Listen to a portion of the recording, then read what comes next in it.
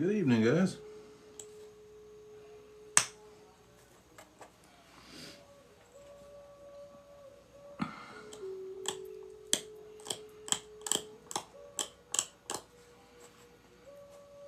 How's everybody doing?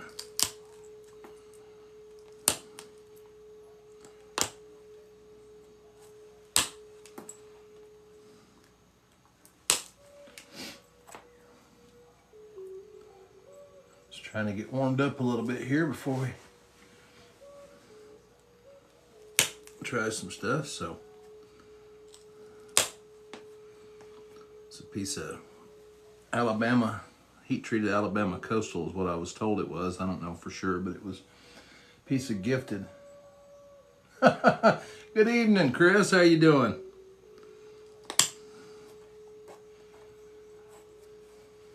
Andres, how you doing?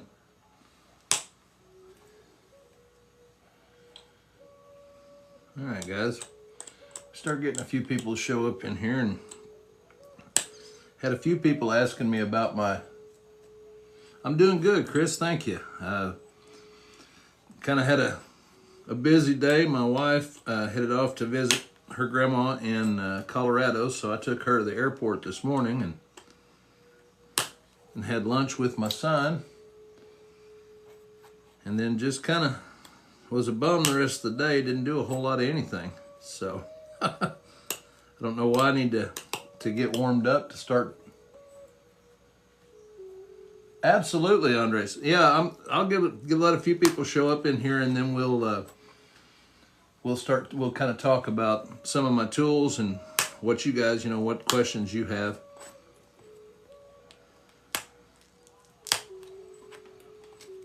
And, feel free to ask. Yeah, we've got one, and I took her there in a car, Chris. Hey, Kenosha.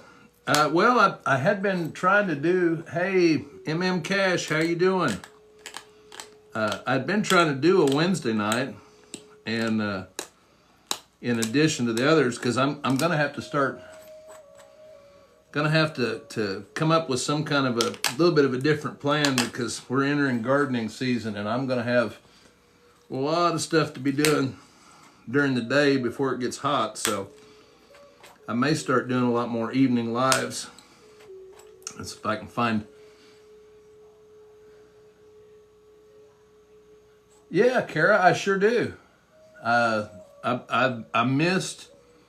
Well, see, I went last year, but I'm probably going to miss this year. But I haven't missed one in 8 years now, I guess. But yeah, I think I know you from. Yeah, how you doing?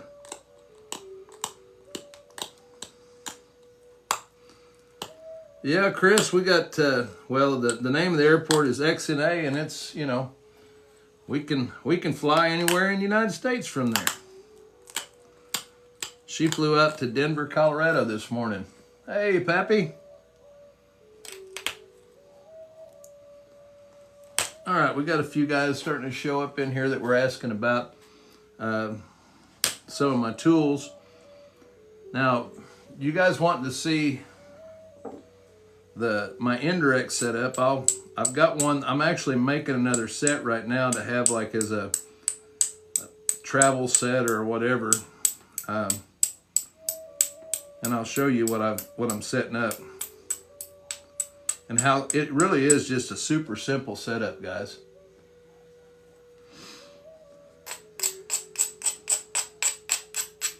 Yeah, I'm hoping to make it to Water Creek, but it all depends on how my puppy dog is doing at the time. I can't leave her for much time at Right on, Chris. Yeah, I like it here, man. This is my favorite place now. Like somebody mentioned the Water Creek Nap In. That's over in Yellville, Arkansas. And I absolutely love that event. It's one of my favorite ones to go to. So I'm hoping that I can make it this year. But anyway, Got that one set up pretty good for, you can see that. Thank you, Kenosha. Yeah, I was just pecking around. This is a piece of Alabama coastal. It's heat treated. It's got a lot of, see all these little holes and porosity stuff in it, so it's kind of prone to breakage, but right on. You have to watch out. I've heard you're pretty handy with the tomahawk there, Kara. Have to watch out for that. Get Jasper down there. You got to watch out for that one too.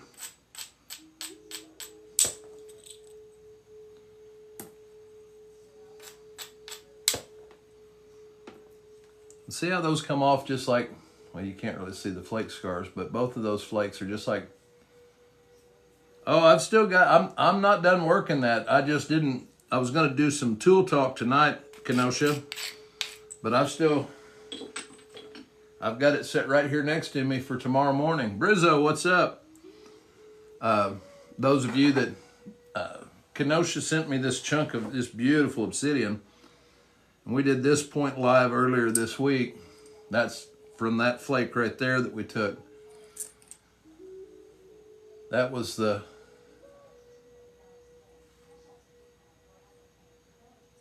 no coffee tonight. Man, it's too late and I'm too old, Bob.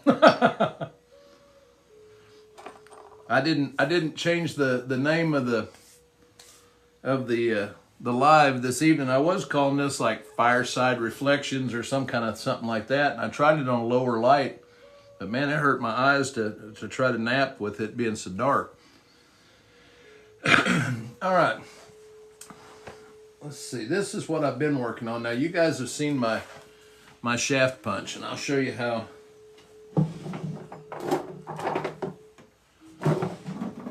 This is just a, I don't know, well, I mean, the measurement that I use is it goes, when I stand up, this is even with like my armpit. Jeremy, thank you for the follow. And it's just a stick, and I've got a little ball of leather down here at the end, and all that is just so it's not solid, it doesn't bounce off there. It just cushions it just a little bit. And then I taper the end of it. And when I drill these punches out, I usually start off with like a guide hole, because you want to try to get them, you know, if they've got a curve in them, you're trying to orient them. Let me find that other piece.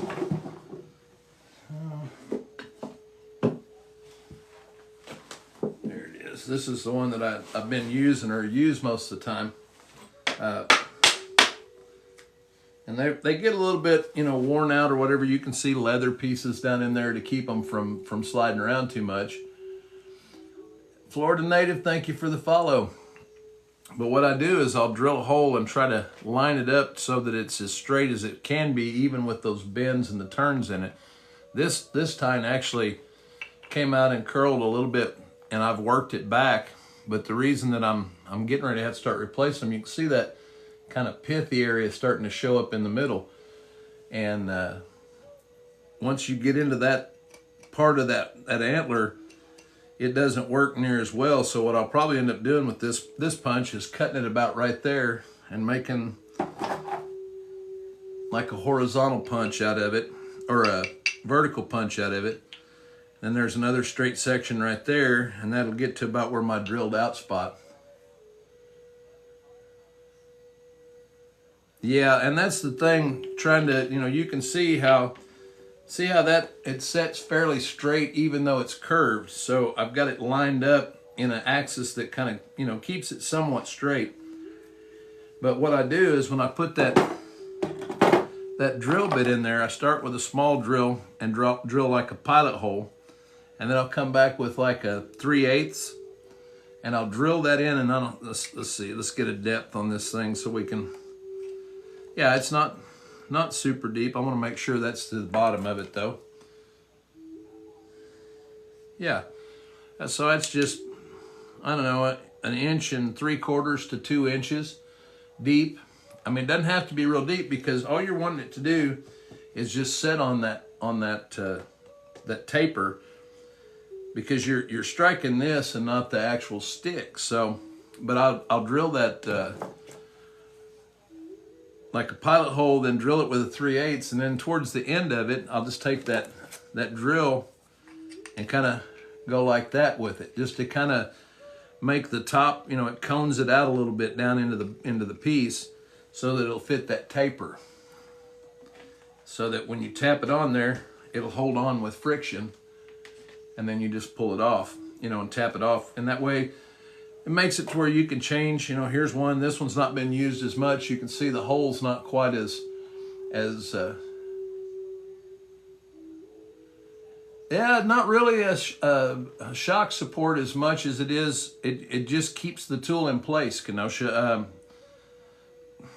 It's like with it push, because I push it up against the wall, but you can put it up against any heavy surface, or my original rig, when I'm outdoors with it, like out in the grass or something, I just jam it down into the ground.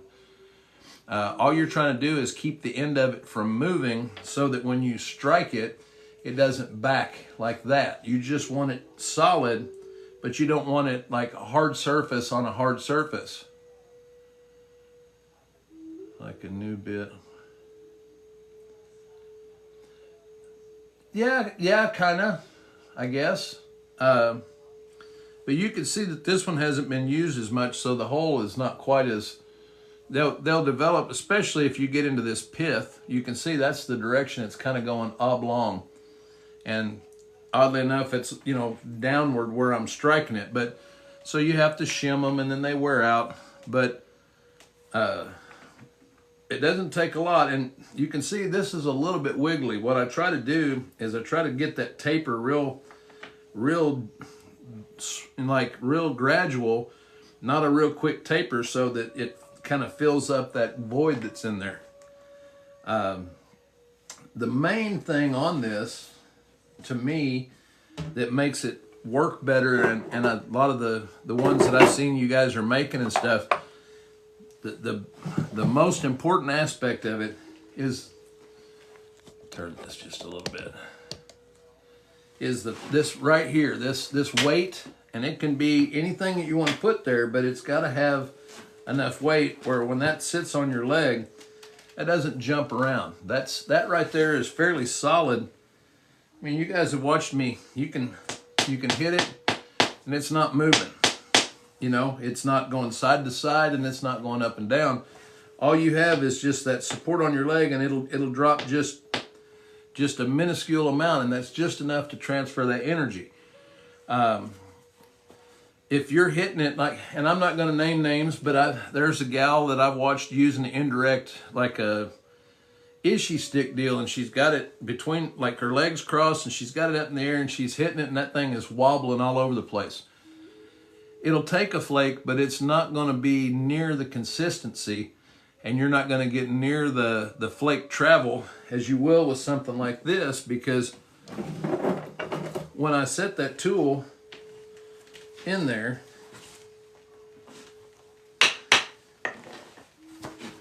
it's solid. I mean, you can see there's no movement to that whatsoever, but what happens is,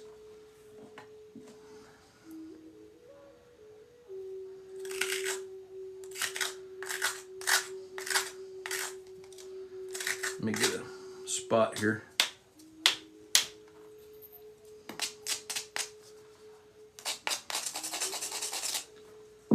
You can see that little ridge right there, and there's a little bit of chunky stuff here.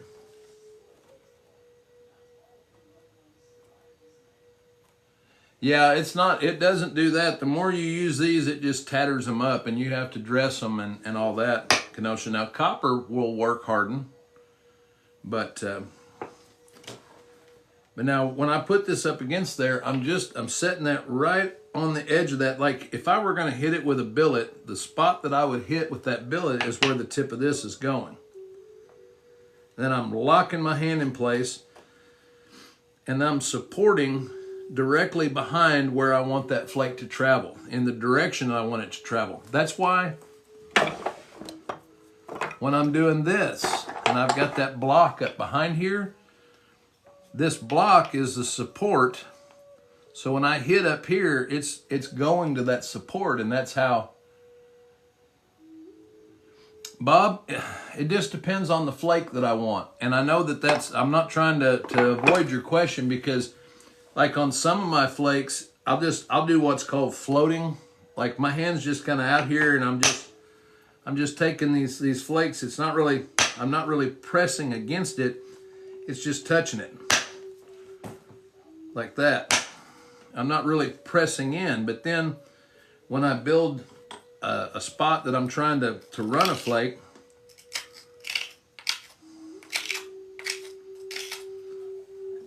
then it's hard to say. I couldn't give you like a pounds but it's more about locking your arm in place. Like I'm probably putting, less than 10 pounds of inward force, I would guess. You know, if I were pushing on a 10-pound block, I don't think I would move it. So it's just snug, but the secret is holding that hand still. Like locking it in place, pressing, and then driving down. Now that one, this material's not very slick. It didn't go, but let me get something that'll travel a little bit better on. Yeah, I've got that one pretty flat. Let me see here. Here we go. This might work to kind of explain it.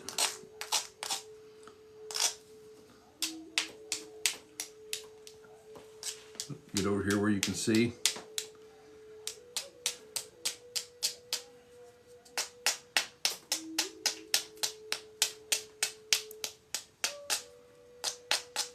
Now, like on this, as I'm brushing it down, you see these low little spots. Those are spots that I'll typically do what I was talking about, that floating, just where I'm just touching it. So see how that it throws those little, like a blending type flake out. I'm not trying to drive a flake. I'm just blending one off. Boy, I can tell by the sound of that, it's not solid.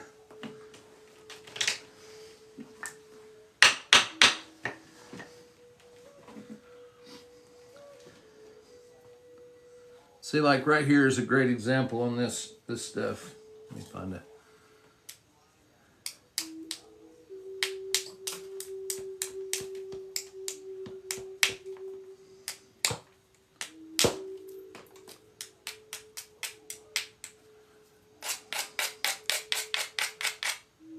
All right, now you can see on here, we've got this area right here of mass underneath. So I'm going to start at the tip, and I'm just holding it in place just to get it started. Just a little flake, and then one right next to it. And then I'm using, well, that's tough. I'm using each ridge and I'm pressing. See how those flakes, the direction of them, they're going right towards my hand, or right towards that support. This one will go in there. I'm gonna thin this other side out a little bit.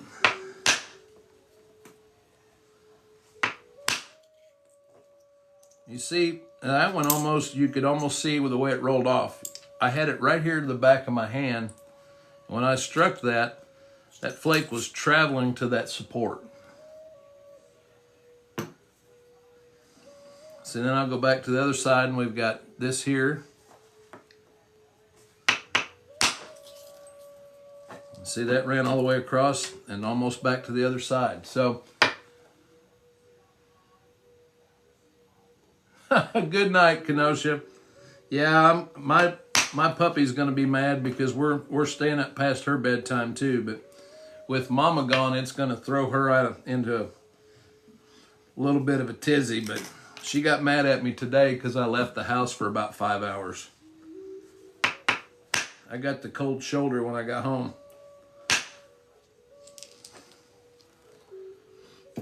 All right, now here's a spot. You see how we've got a kind of a ridge on either side, but it kind of undercuts. Rather than going, that's what I think a lot of people do, is they try to go too much straight in at it and holding the piece flat. What I'm gonna do on a flake like that is I'm gonna tilt the back end of it up and put this mass on the low side of where I want to hit, so that flake will kind of roll up. Whoop, I thought that one went. There it went. See how that ran to to that support again. So, and then you can see each of these ridges that it creates, then those are places that you'd go back, reset up another. So that was like floating. That's just, I'm just holding it out there. I'm not really locking it in or pressing. I'm just holding it there and just tapping flakes off of it. These are just like little edge turning, blending type flakes. But you can turn, like this one here, you'll see me, I'm gonna tilt it up this way in a little bit because I'm trying to get this little ridge here and it's set at an odd angle. But you can see how that's tilted up in the back like that? Because I've got that ridge that I want to follow on the bottom. Whoop, it slipped in my hand, I felt that. There it went. And see how that just cleaned that whole front of that off? And how thin it got real quick. So anyway, we'll talk a little bit more about the punch. I just was showing you guys, you know, kind of the ins and outs of it. It's really, it's if you've done much percussion, the concept is the same. When you lock your hand and you hit in that spot, just put that punch right where you would hit it and lock your hand in place and then drive a flake down. Excuse me. That went all the way to the other side and actually tore out just a little bit of that margin. See how that went to where my hand was touching that and then took off just a minuscule amount of that edge. And that right there is a very Clovis type of a flake from edge to edge. They call it an overshot flake, or the French term is like outrepasse or something like that. But basically, you're sending flakes from one side to the other, or almost. And once your contours are set up to do that, it's really not that hard. It's all about the support and the angle. Like right here, if you see, I've got an area of mass here that goes across this way. Well, I've got a lowered edge. Mexican Gringo, thank you for the follow. I appreciate it. And I'm going to put the tool tip right there on that little spot. Lock it in place and press towards it. That was a little flake. It kind of was off the side. There we go. And that one came off, and it went almost, you know, 2/3 of the way, 3/4 of the way across. But what it ends up doing is every time you take a flake, you're creating a ridge next to it somewhere. And you can see now there's a ridge right here. And I'll put the tip of the tool right on that bottom of that, press, and there's the next flake. So it's just like pressure flaking, but with more horsepower. Now you can, but see that, and that's what I've said in my lives, guys. It's the concepts are all the same. It's just the size of the tool and the force. If I was pressing a flake off here with pressure like this, with a pressure flaker, I'm going to set that tool tip on that edge, and I'm going to apply downward and inward force. That's all this is doing, is applying downward and inward from me shoving up against it. And the angle that I do this at determines the way that flake comes off. So it's the same thing. I'm getting the same type of flakes. They're just smaller.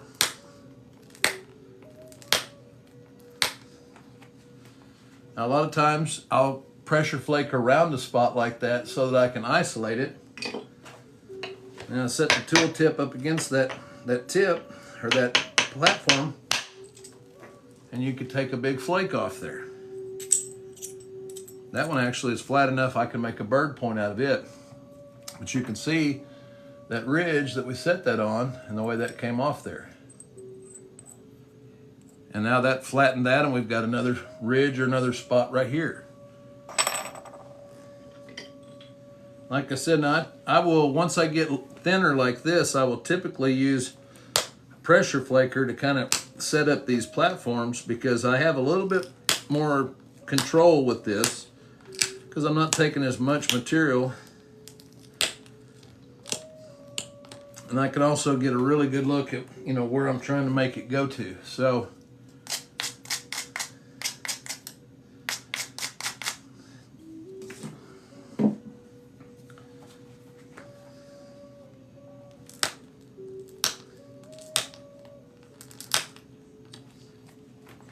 all right. Absolutely, Bob, and I'll show you the stuff here in a second and give you all the whatever, but you can see how that, I just isolated that little nub right there, and it's in line with this mass that I want to take off. I'll hold it up against there. Yep. I know what's going on. I felt at that time I'm getting into that pith of that antler. See, I put it on a solid spot and it drove that flake. That's what's going on. And that's the reason I've been talking about making new tools, is because this one's getting down to where it's going to be harder to... See, and all these are just those little floating flakes, and I'm just making contact and tapping it. And you can see how those are all like pressure flake type flakes.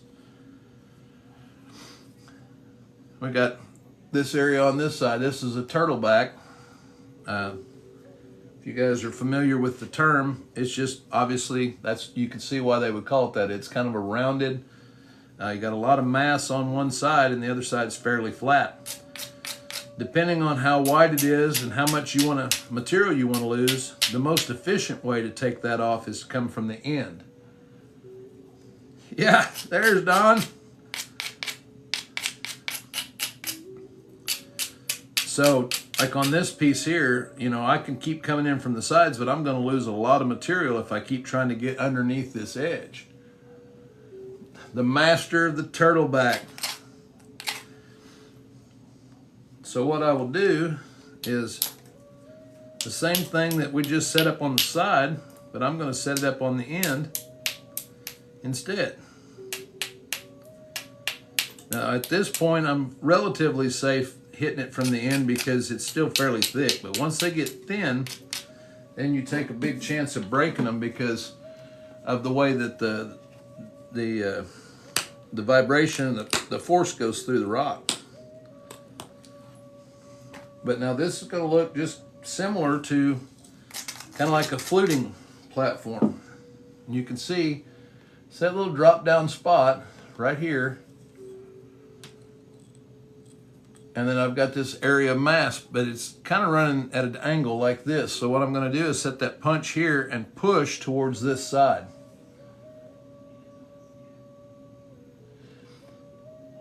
Let's see, yes, Pappy, I missed the, let's see. Yeah, if you use a smaller tip, it will, but it doesn't necessarily, it has to do with the amount of, where the tool is making contact on the rock. It's not necessarily the size of the tip, but what you have to change, like I could use a really big punch tip and take really thin flakes. It's a matter of how much of that punch is making contact with the platform.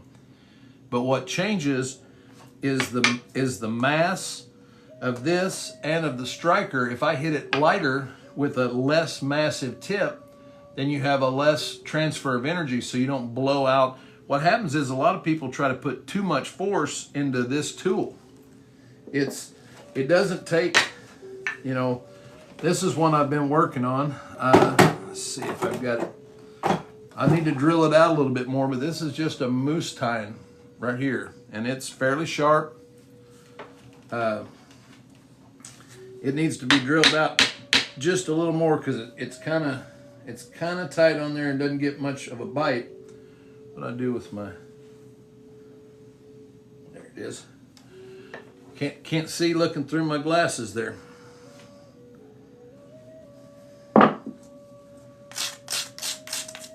And these flakes will be similar to a pressure flake.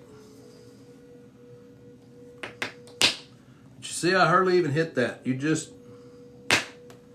a nice, easy peck. But you can do things with this and throw flakes that you can't press off, or are at least very difficult to press off.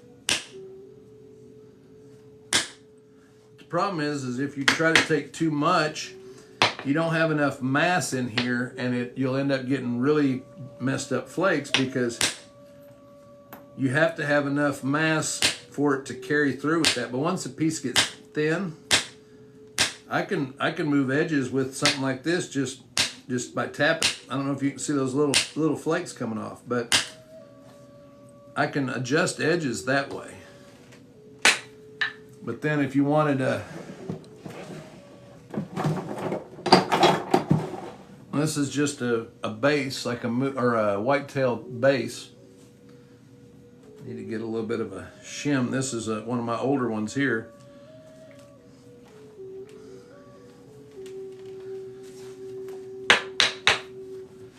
So, say for instance, where we're trying to drive this area here off, I'm going to turn that. You can see I've turned it, and I'm pushing towards that, where that mass is, and that's where the support direction is going.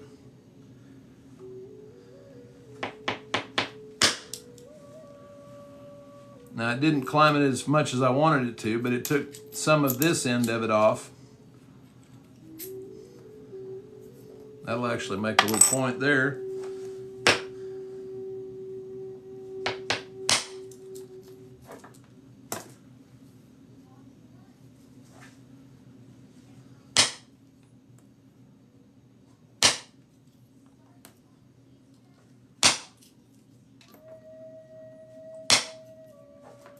Now, I just turned that edge with just a few little shots from that.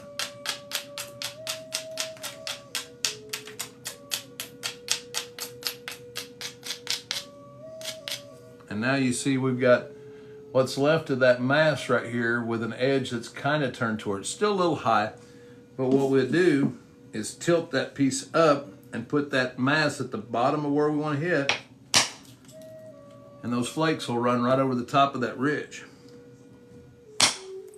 See how those climbing right up that little ridge like that?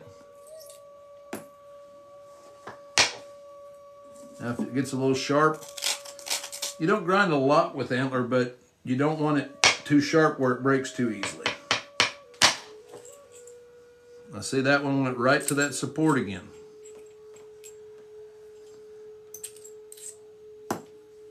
Now you can see we're getting way closer to no turtleback.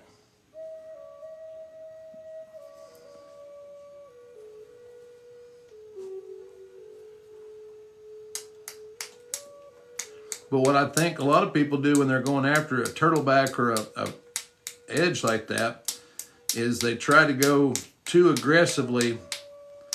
You know, if your first set can just turn it a little bit and give you a better angle, then each successive set after that will get you in a little farther. And like right here, you can see I've got a lowered spot, but I've got a little bit of mass up in this area that I want to get rid of, and I want to lead up to and isolate that area. So, and take a series of flakes leading up to that. And see both of those flakes, now you see how much thinner this is, and it's starting to isolate this. We're moving down this edge till we isolate this mass. Lance, what's going on?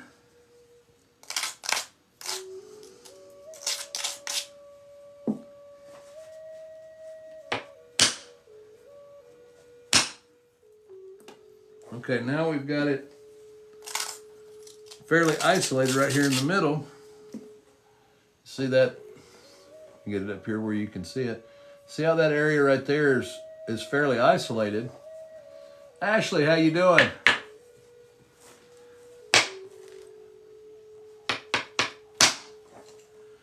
And it went right to the support.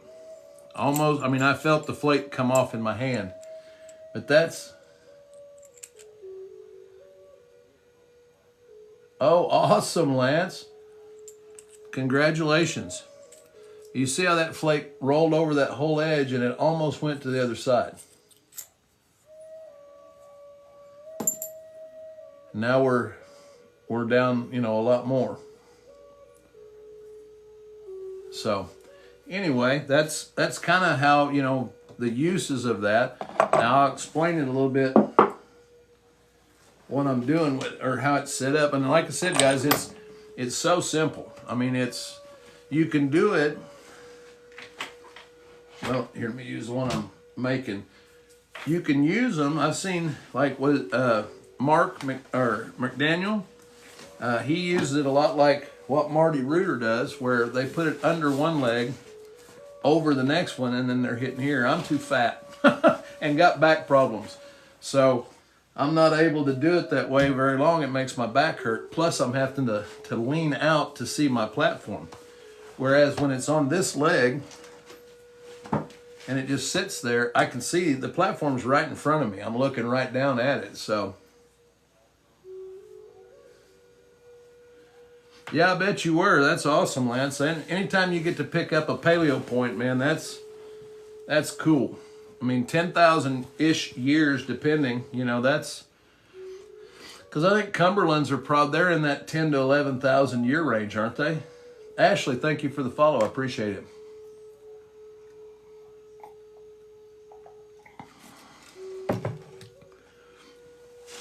But anyway, we've got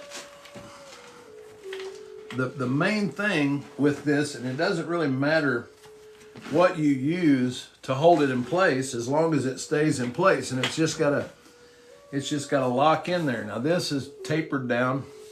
I don't have any weight on this. Well, I appreciate it, Ashley. Well, Pappy, just work with it. Don't try to quit it too soon. You know, give it a good chance. I tried it the first time I tried it. I was doing it under my leg. Man, it was killing my back. You know, you and I have talked back issues. If you're twisted wrong and trying to sit wrong, it will ruin your day. You know, so you got to try to find something that changes the way you have to sit. That's why earlier I was watching Dennis, and I've seen Ed flake that way, but where these guys are taking the piece and he's going like this and trying to apply force that way. I cannot build force that way. It hurts my wrist something fierce. So I've been just, you know, doing my same deal, and I really don't have any trouble building enough force to get flakes to run that way. It's easier on my wrist this way than it was the other way, for sure.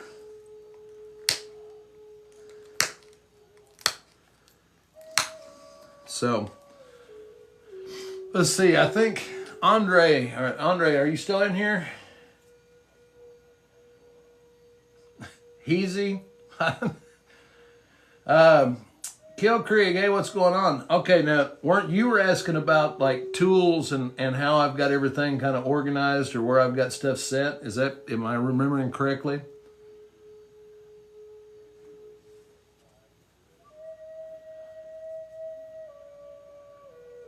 Right on. Well, let's see if I can. I've got a couple I bought these little wooden cabinets. They came with casters on the bottom of them. And I've just got in my napping area.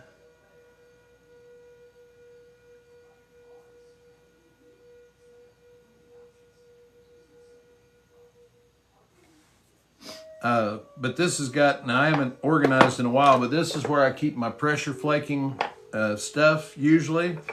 Any of my finished stuff. This is my little fluting jig that I use.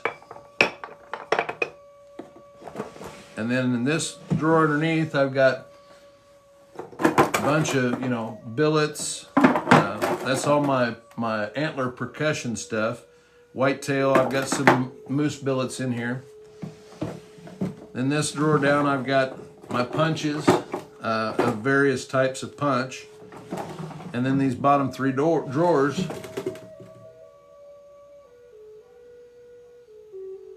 Right on, Nick. Well, I tell you what, I've got a video, but I'm getting ready to, I'll explain it some more.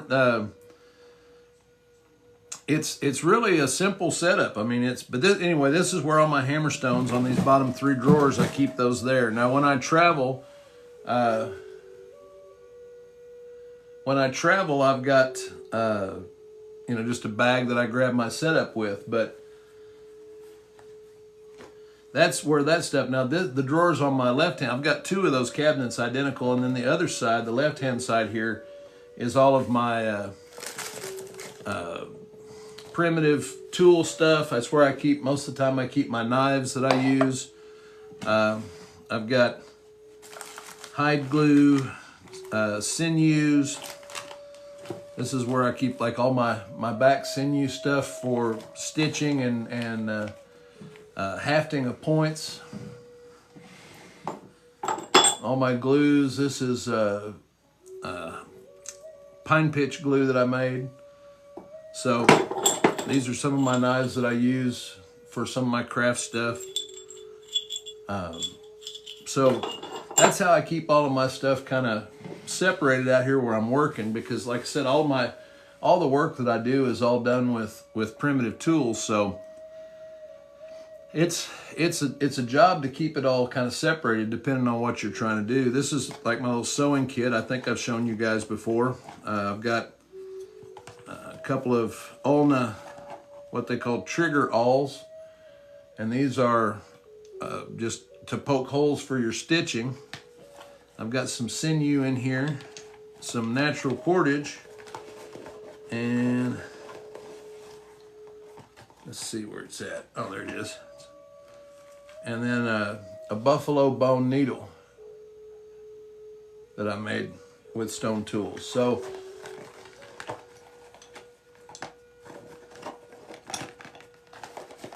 that's just, and each of them I try to, if I've got a kit of something, I try to keep them together.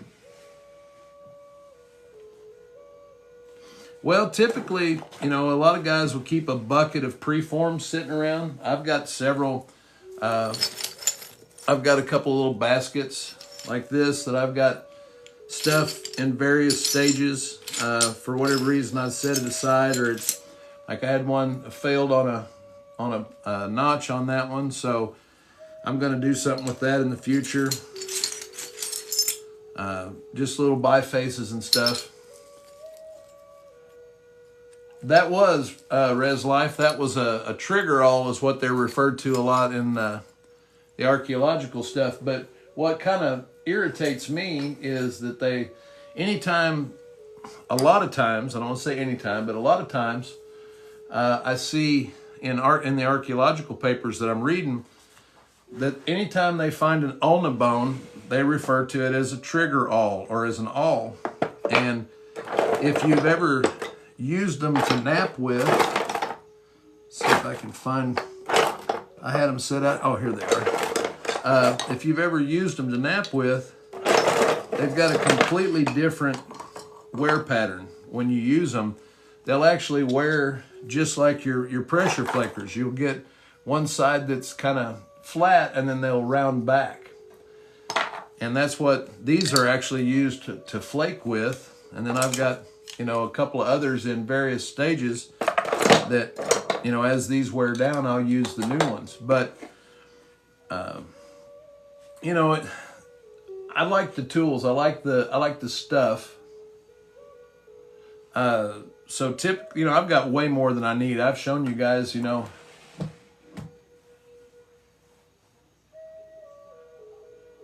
right on, Kill Creek. I'm sorry I didn't see what was going on there.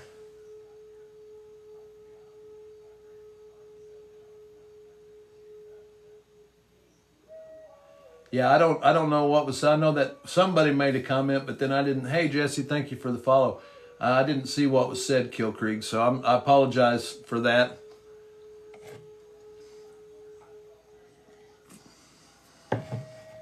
Let's make sure that we're not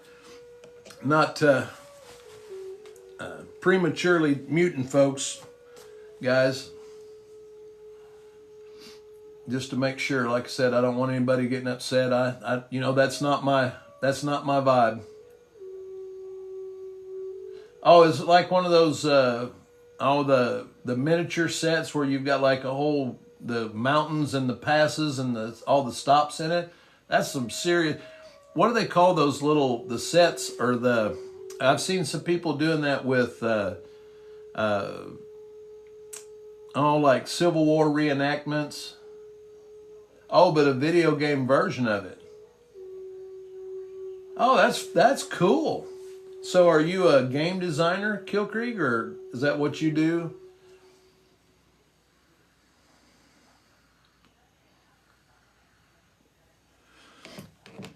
Right on. Yeah, I am not the techie guy. That would be so far beyond anything that I would have a clue about. Man, I am, well, pretty low key here. I'm stick and bone guy. I've had a few things going on. I'm getting ready to do a video. I was talking to my son today. We went to lunch, and we're going to do the video on the throwing stick, on the rabbit stick. We're putting together a camera setup so that we can try to catch this in slow motion in flight hitting the target. So I've been practicing with it. It's been a long time since I've tried to throw anything like that. And so I'm kind of trying to get used to throwing it a little bit before I'm trying to pull off some kind of shot on camera. And then I've got a few other projects going. I've always got a million things. I'm an ADHD nut, so I've got 10 different projects going at any given point. But Andre, as far as raw rock, I have a lot of 5-gallon buckets. Yeah, I tell you, this is one that I'm needing to finish this one out. This is Flint Ridge, and this is a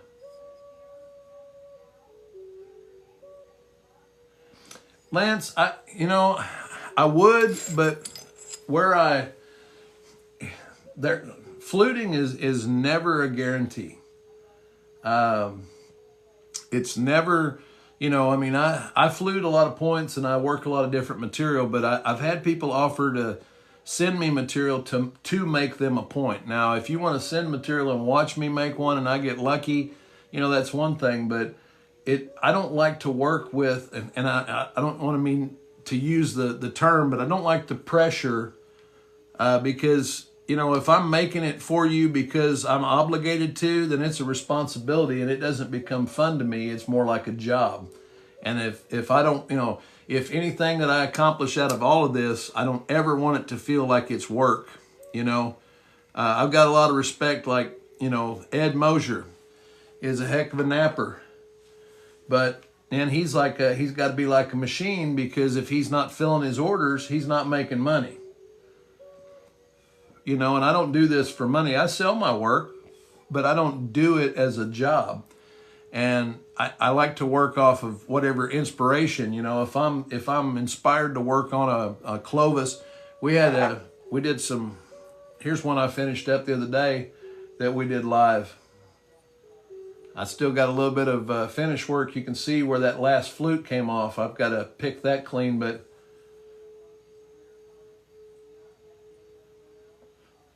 right on, Lance. Yeah, I'd be happy to give it a shot, dude. But like I said, I hesitate to make a deal with somebody where I'm obligated to make them something out of it, because I don't know. It does something to the way I. Oh, absolutely, Jesse. I've got several. I've got them unhafted stone knives that I make, that I use. I've got, what I do with the one, this is the one I use most of the time, and this is just a utility type knife. But I make anything from that. Let's see, we did...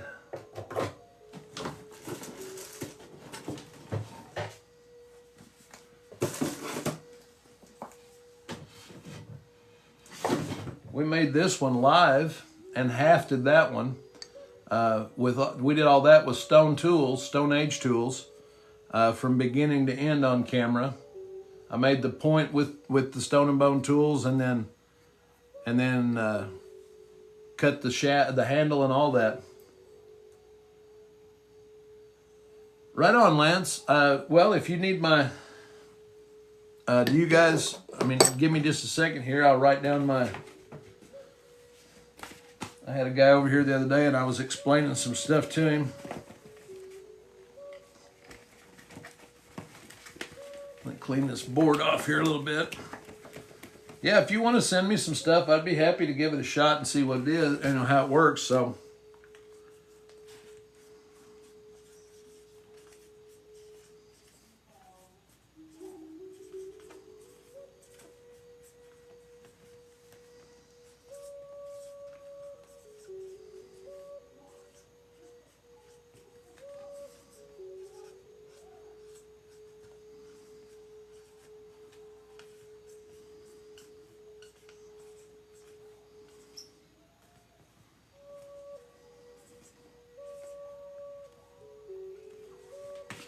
there is my mailing address right there. You want to screenshot it?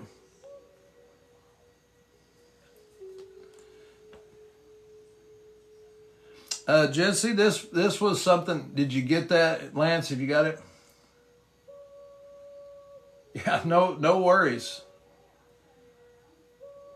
So let me know if you got that. Jesse, I got an interest for artifacts when I was really young. I used to hunt them with my grandpa as a kid, and I just always wondered how they were made.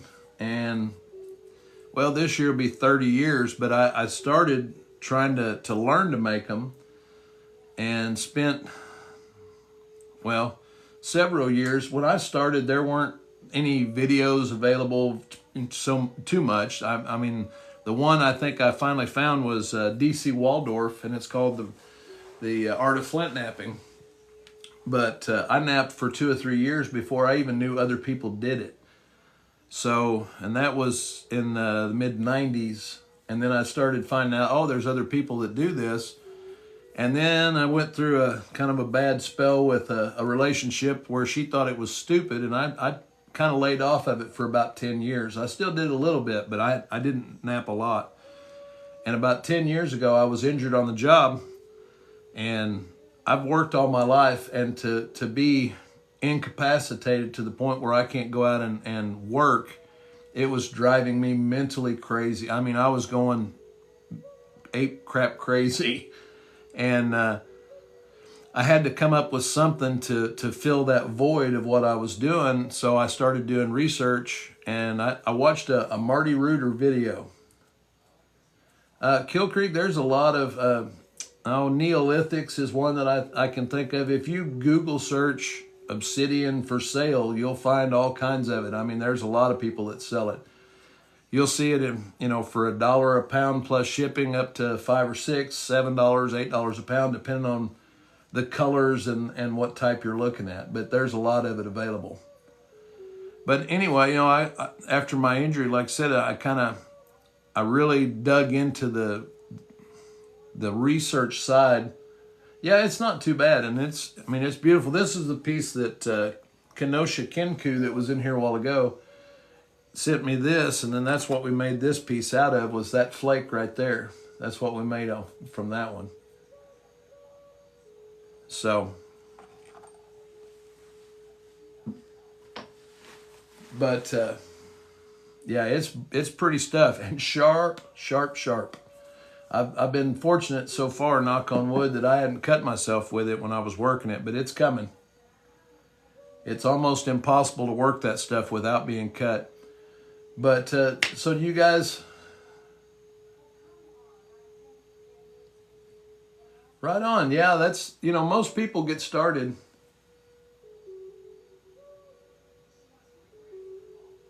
I appreciate it, Jesse. Yeah, it's something that, like I said, and I don't, see a close up of the point, Brandy?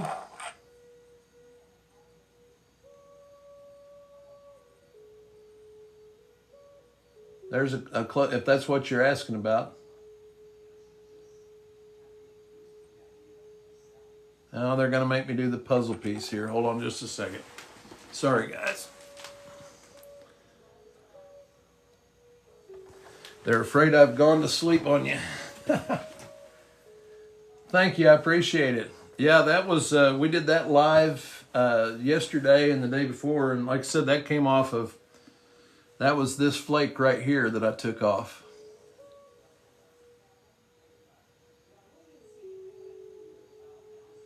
Well, yeah, kind of, but not really, Andre. It's more like for me. Well, here I've got one over here. This I'm going to do a video coming up. We're going to butcher up some beef if I can get away with it on this platform without getting flagged.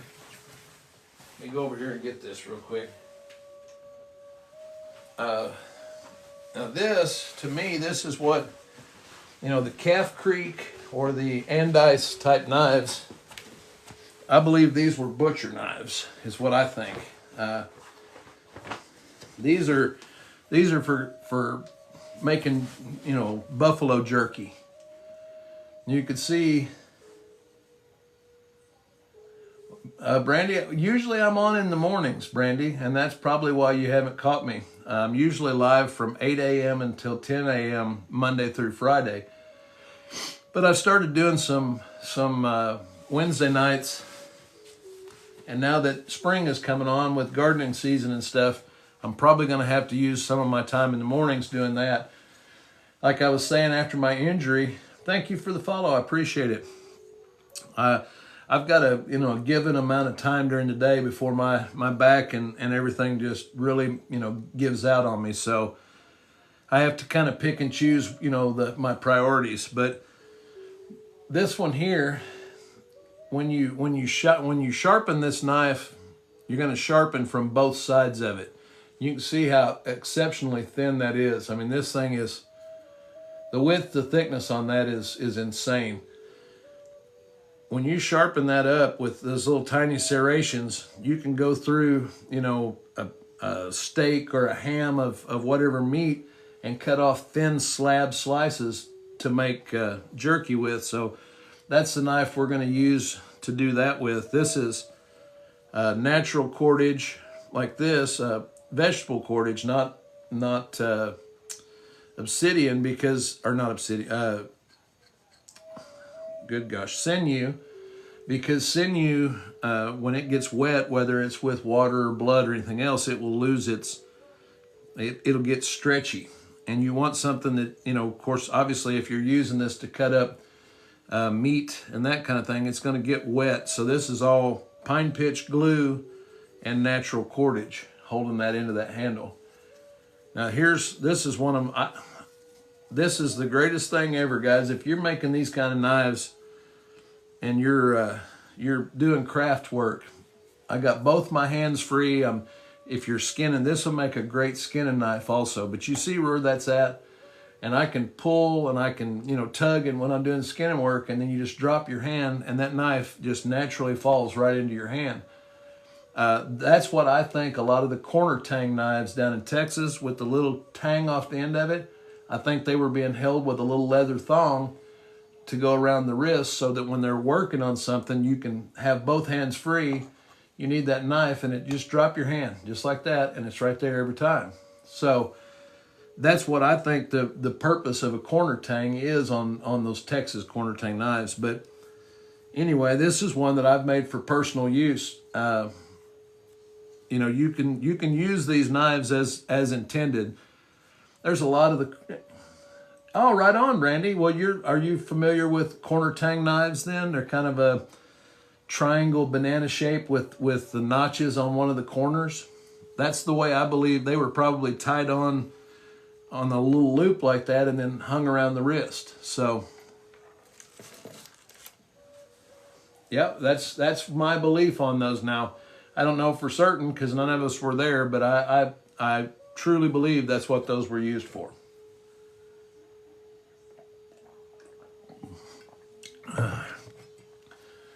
All right, guys, what else you got? I'm enjoying answering questions, and if you've got, you want a question about any of the tools or any of the way I use, any of that stuff, we can go over that. I think I've talked some to you guys about these type of punches. These are, well, on a heavier edge like that, Andre, I believe that you're going to see, like this one, you can see this, well, you can see where I've cut with that, but you see how that edge is kind of beveled? You can actually see the bevel in that. I'm only sharpening that. Oh, thanks, Rick. Yeah, I made that. That's that one that we did live from that flake.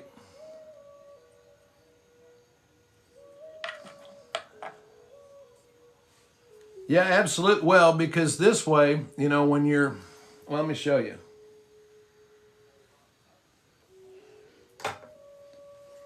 Say, for instance, we're using this knife. I mean, I use this, so it's not a, and we're sawing on something that dulls it. And this is putting little micro deals in there, and it's polishing that edge, and it's making that, you know, it's rounded off. Hey, thank you, Clayton, for the follow. I appreciate it. Now you can see that bevel on this side is going, those flakes are coming off here and going down. So to continue that same deal, let me find my,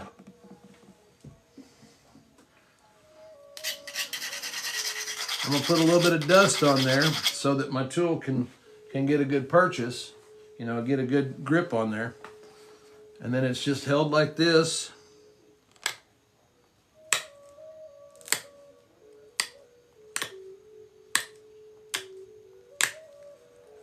And all I'm doing is just pulling off these little flakes off the edge, straight down.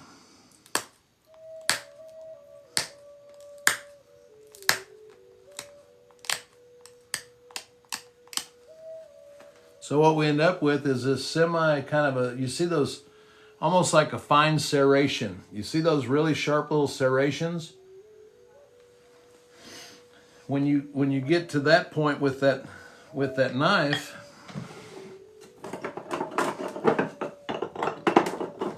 a few chunks of wood in here. Well, I've started a groove on this one right here, but then that's, I mean, this is an extremely efficient way to cut through stone or cut through wood.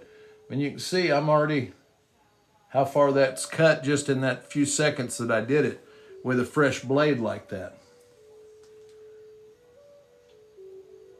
Yeah, and that's the sharpening on that.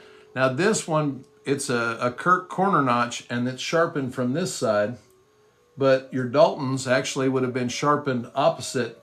They would have been sharpened this way, which is opposite of that of this particular bevel. So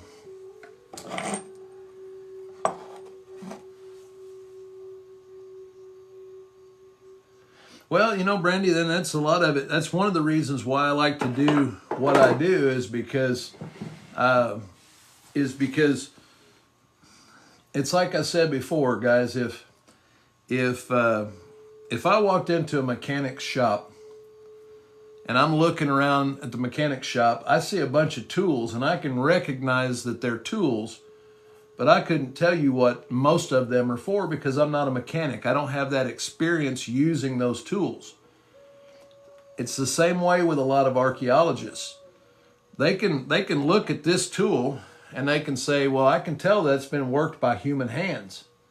But they don't know what that tool is for unless they have experience working with that tool. I've looked at papers that I've read, archaeological digs and stuff, and I can recognize, see that little wear pattern that's going around this punch? That's from where that's setting on the platform like this and being driven down. I recognize that because I've used this tool. Somebody that's never used it, well, yeah, it's just a chunk of antler. They don't know what it was used for because they don't have experience with it. So for me to be able to work with these tools and get a hands-on experience, and I'm not saying that I'm right about it, you know, I'm just giving my best guess based on using the tool. You know, I mean, that'd be like looking at a screwdriver and trying to hammer in a nail with it. You're going to realize real quick that's not what that tool's used for. You know, the tools that they used were extremely efficient. That, I mean, obviously it enabled them to live. You know, every tool and everything that they did for the most part, you know, was geared towards living. So they weren't using stuff that didn't work. So whatever you're finding, it worked for its intended purpose, or they wouldn't have made it. So it's just a matter of finding out what that purpose is. You know, so it gives me it helps me get a better understanding of the tools themselves. That's like I was telling you, Brandy, the corner tang knives.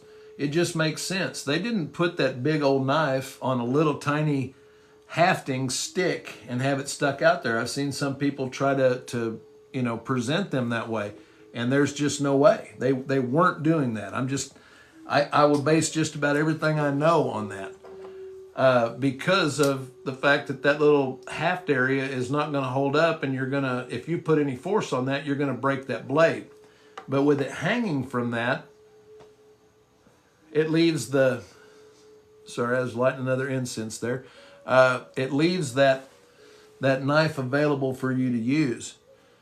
And guys, I appreciate all the likes and the shares and the follows and all that. And just so you guys know, any of you that are following my page, here in a few days after March, once we get in the 1st of April, I'm going to do a drawing for any of my active subscribers, and I'm going to send this point out to them at my cost. So I'll do a drawing live.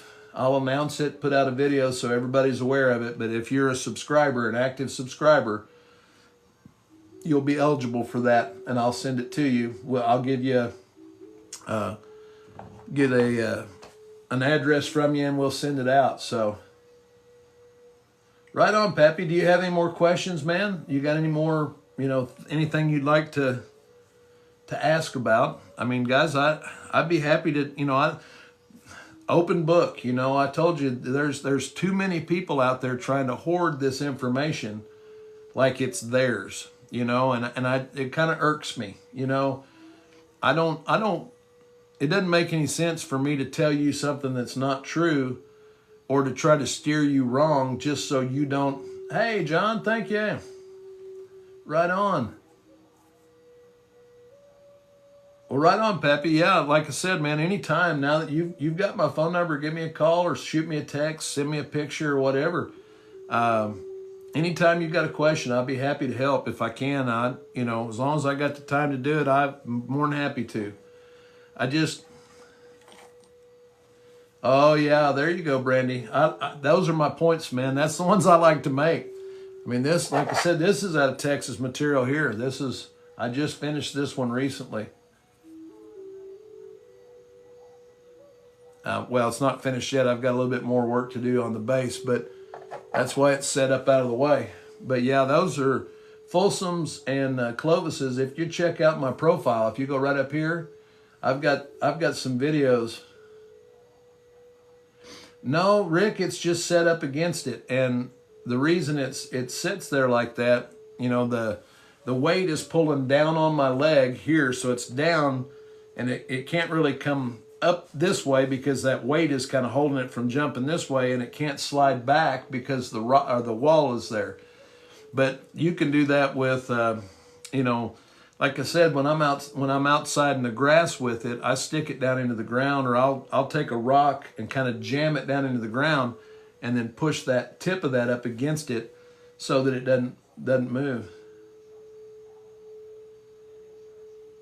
Oh yeah, I bet, John. Well, I tell you what, if you haven't had a chance to, and just as a side note, guys, I've got we're in the process of uploading all of these lives to our YouTube channel. So I think there's a link on my profile to the YouTube channel, but if not, it's the same name as this, the New Age Neanderthal. And I don't know, we got 70 or 80 videos up there. There's a few of me making some Clovises, but everything that I've made on live is going to be on there. So if you want to go back and watch me make a Folsom on live or a Clovis or whatever, I've got all of that stuff available. and we're putting new ones up every day. So you would give that a follow and a subscription or whatever. Oh, right on. Good deal, John. Well, that's, I'm just trying to get that out there. It's another opportunity. If you can't sit and watch for a couple hours, which most people can't, then you can go back and catch it. And I should have it up in a few days, of when you've watched the live. We're getting close.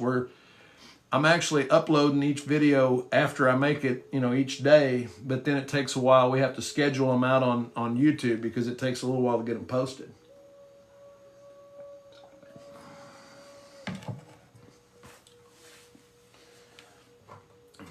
What else you got, guys?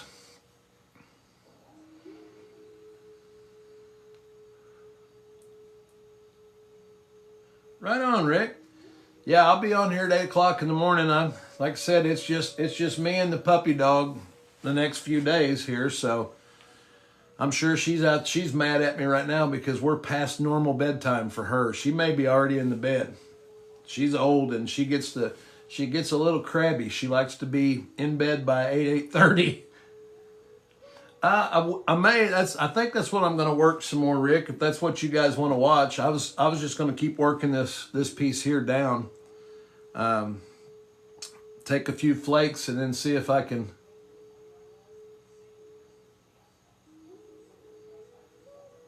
Oh, John, that are you talking about that necklace piece? Am I remembering the right one? On the necklace.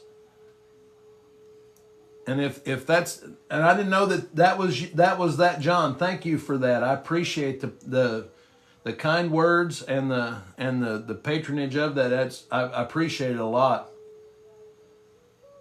Good night, Andre. And I'll be on here live in the morning. If you get a chance to at 8 a.m., I'll be right back on here. So, and we're going to be working whatever we're working. But that, John, that blue point is made out of a variant of Reed Springs. Let me see if I can find a piece that I've got out here that's similar in color. But that's some of my local stone, and that was just a really nice raw piece of it. Let's see. I don't see any of the blue in here. This is another variant. This is just the gray stuff, but we get that material in just all kinds of colors. There's some of it that's like a peanut butter and an army green. Let me see if there's anything in here. Doesn't. Yeah, this piece is kind of blue. This has got a little blue in it. That's some more of it. That's a failed Clovis or a Folsom flute right there, guys. Yeah, I appreciate that, guys. I mean, I appreciate the support on the Etsy and the channel and all of that. It really means a lot to me. Like I said, after my injury, man, I needed something to take up some time and some of my energy, and I can give it a try, Brandy. I tell you what you can do. If you're on Facebook or if you're on Instagram, I'm the same name on both of those, and you're more than welcome to follow or friend request on there, and then you can send it through Messenger, and I'd be happy to look at it. So, yeah, I need to do a few more of the necklaces. I think I've only got one more in the shop, so that's probably something I'm going to work on this weekend. But no, I've always got some kind of project going on, so.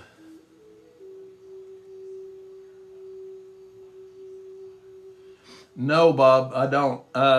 Everything in flint knapping is proportionate to the size of the platform, the size of the tool, and as the tool size goes down, there are certain situations where you're really trying to push a flake, but proportionately you hit it with much less force as you're removing smaller flakes. It's kind of like,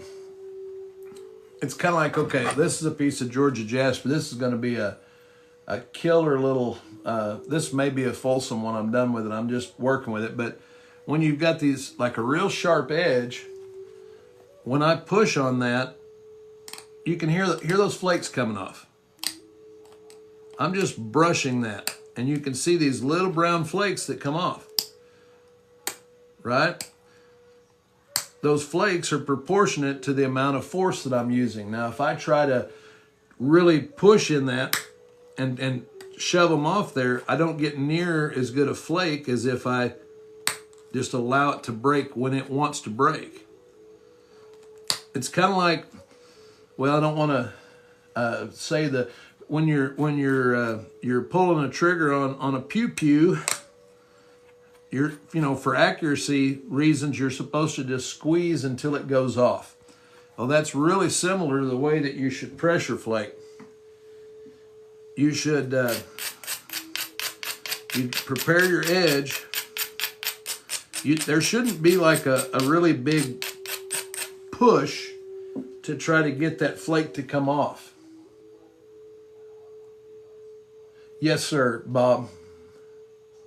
Thank you, Brandy. I appreciate it. I've been working at it for a long time. I love doing this. So I've got some of my work available in my Etsy shop. I've got, it's just one of my outlets for this stuff. But what I'm doing when I'm pressing down here, guys, is I put that up there and I'm press and I'll put that force into it until that flake just lets loose. I'm not jabbing into it like this. It's up against there, press, and then it just lets loose. And that's the reason that you see these really clean, the flakes just travel out. They don't, they just tail off and end. They don't end in a step. See, that was those two flakes right there side by side, and you can see they're just nice and clean. And I'm not really going, I'm just putting it up against there, putting inward pressure down, and then you can see, watch this knuckle right here. You're going to see that pressure build up. You see it get red when I start putting that pressure, but I'm not, it's just like a gradual buildup until that flake releases. And that way you're never pushing too hard. You're always pushing just hard enough to detach it. Yeah, this is a beautiful piece of rock. This is Georgia jasper that I got from a friend of mine. And you can see that series, there's not one hangnail in that entire, working down that whole edge. See how all those just trailed off into nothing? Yeah, this one's going to make a killer here. I've got a little bit of this material left. This was some that was gifted to me by a good friend of mine. So I've been really taking my time with it, trying to get just the right profile. Because like I told you guys, I'm going to try to make a fulsome out of it. And there's never a guarantee. I break them just like everybody else. Well, just like they did. I tell you guys over and over, all the archaeological papers that I read, they estimate the failure rate on the fulsome people that were making them to live. Then they estimated anywhere between 40 and 60%. Brandon, what part of Arkansas are you in and are you talking about? Because there's different resources in different areas. I don't know if Brizzo's still in here. If you get down south, you're going to be, or the southern part of the state, you're going to be looking at a lot more novaculite. And I couldn't tell you where to look for it other than if you know any local streams that are not illegal to hunt in. You have to be careful because you can't always just go pick up rocks from places. Any lakes that are core lakes, you cannot collect rock off those lakes legally. So I would suggest that any places that you can legally pick it up out of streams to go look, because down in that area you're looking at a lot of novaculite is probably your easiest to find resource. Now up in my area, we've got the Reed Springs and the Burlington. And again, I'm looking at road cuts. I'm looking at stream beds. I'm looking at areas where people, if I can get permission where they've plowed the ground up in near there. Right on, John. Thank you for coming in, and thank you again for your purchase on that. I think I got that in the mail today. I think I sent the shipping notification to you, so you should be getting it in a few days. And I want to hear what you think when you get it. So thank you again. Yeah, Brandon, that's down there. That's probably going to be your main resource. Yeah, this is just a piece of a tine, and I just rounded off the end of it, but that's an antler. That's all I use to pressure flake with. Well, not all. This is a buffalo horn. You do the same thing with it. I like to use these more for edge prep or turning them, but I can pressure flake with it just like you do with the antler.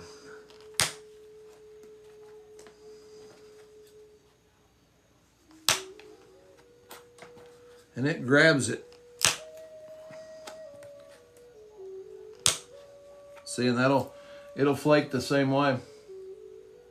Yeah, I know about the Caddo Ridge, and I was hoping to be able to make it, but I don't think I can. Well, thank you, John. I really do appreciate it, So, but yeah, Brandy, I use this is an ulna bone. This is like I think the wrist bone. This would be the way to put it, out of a deer. And I use it for notching, and you can hold it flat like that and pop off these little flakes. But you can also turn it more this way, and I can use it to notch with. I'll show you on a different flake here. Something like this, holding it this way, I could work my way in on a piece. Obviously this is way thinner than what the piece would be, but you just kind of flake your way back into it, and that's how you'd notch one. So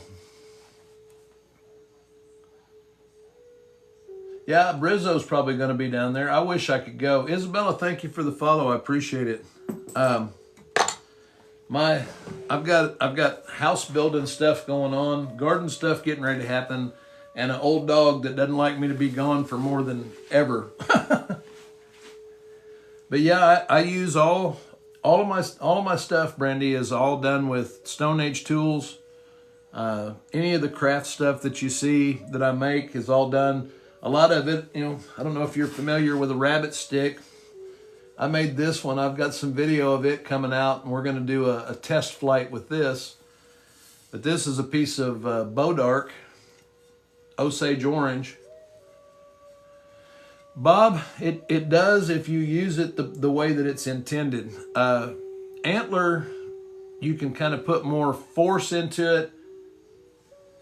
Can you be the rabbit? I tell you what, Headley, I wouldn't want to get hit with this thing. I'm telling you, I've been throwing it, and on the few times that I've gotten lucky and hit what I was aiming at, and it gives a heck of a thwack. I mean, that thing, when it's spinning through the air, it's not real thick, but that's Osage orange with some sapwood on it, but that thing is dense. But yeah, Bob, the antler is more of a, you press in and you can get a lot more of a buildup with it.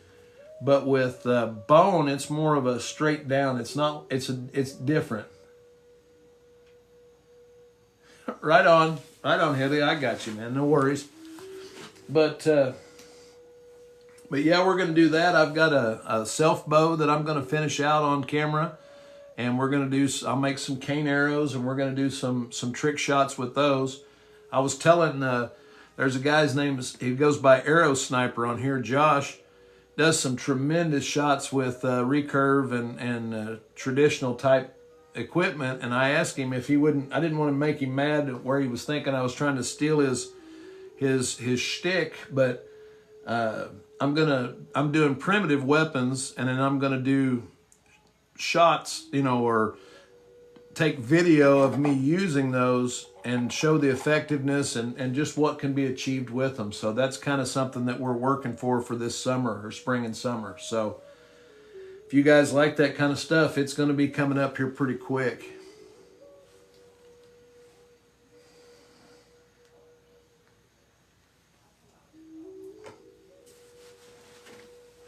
What else we got, guys?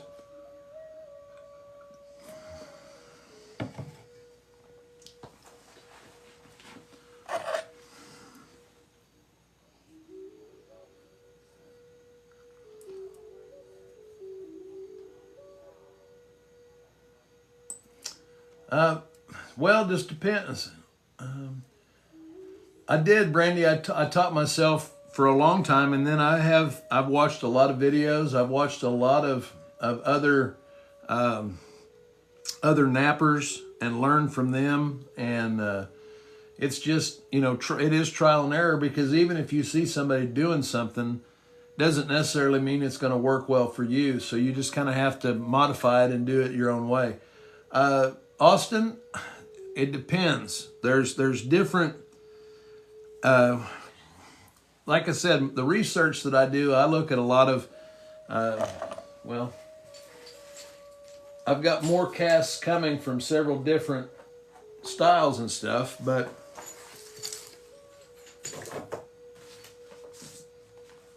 I've got casts of all these points. And I study the flaking, I study the material, all of that stuff to try to duplicate the flaking and do it the way they did it. But that being said, there's no age or patina or anything on them. So if you come across a point that looks fresh and it doesn't have any staining or creak tumbling or any of that kind of stuff, more than likely it's a modern piece. But there are some nefarious characters out there that try to artificially age them and then try to represent modern stuff as ancient, and that is a big no-no for me. I'm not about that at all. Everything that I make is marked. I've got a way to do it so that somebody, if they took it to have it authenticated, it would be found to be a fake, no matter, or a reproduction of an artifact, because I'm in no way, shape, or form trying to fool anybody into thinking anything I make is old. So, but you can tell, if somebody hasn't done their research and the flaking is wrong, they may be using copper tools and they're leaving copper residue on the point. That's another thing that you can see. The feel of it, the patina on a artifact, it just feels different. Yeah, I don't go there at all, Pappy. That's bad juju. Because the flint nappers in the community are disliked enough by a lot of the artifact folks because they do think it's ruining their hobby. And some of the people that are trying to get away with it, yeah, me too. But Bowman, the way I find my rock, now we typically, everybody refers to it kind of as flint, and a lot of people, this is flint napping. Well, the term actually is a German term, but it comes from like the English gunflint makers and the stonemasons. We don't have any flint in the United States. In North America, there is no flint. The closest thing that we have to flint here is Georgetown chert that comes out of the limestone chalk type stuff that's down around Austin and all that area. That's the closest thing that we have in North America to flint.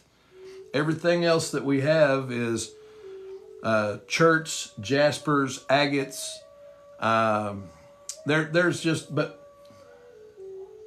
yeah, we be chert napping. That is correct, or agate, or jasper, or there's several different nappable stones, but porcelainite, there's a whole bunch of that kind of stuff, glass, obsidian, but we don't have any true flint here. That is actually a European deal.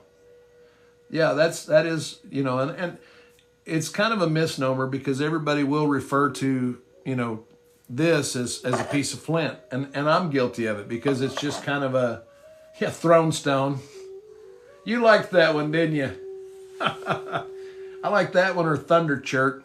But no, it's, I find my stuff in my local area. I've got a few, my little honey holes that I go to that are, where I can pick the material up either out of a creek bed or off of road cuts. Right on, Austin. Well, in all likelihood, if he found it,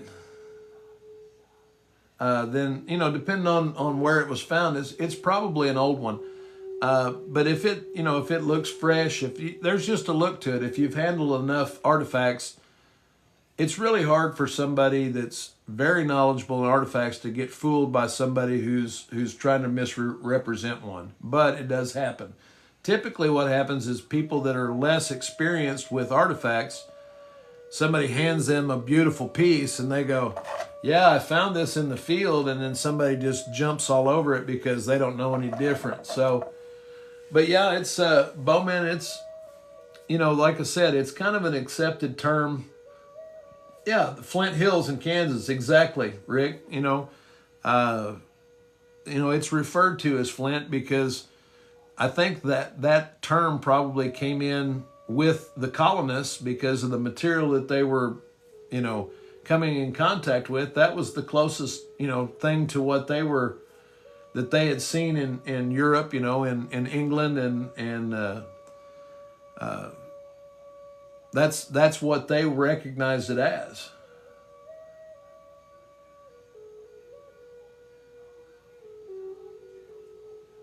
You've only found yours, yeah. Yeah, I've got a small collection of some that I found as a youngster, with my grandpa, and I found a few. I actually will find one every once in a while when I'm looking for material, because I'm hunting in the same places for that stuff that they were, and that's one of the things I like about, finding my own stuff and the area that I typically, guys, when you guys send me material, I do research on the region that it came from, and then I try to make a point that would have historically been made from that material. And I try to use tools and techniques that would have been available to the people doing that. Chance, thank you for the follow. I appreciate it. So, that's one of the things that it takes up a lot of the time. Like I said, I've got ADHD, and I got retired early. I wasn't ready to quit working, but my back, will not allow it. So I have to do something to keep what's left of my sanity, and that's what I've chosen to latch onto. So,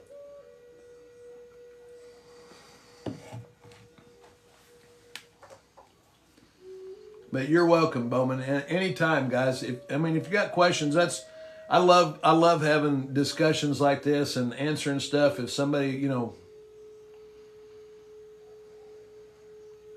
Brandy, do you have trouble with mobility, getting around? Is that what you're saying about struggling to walk all day?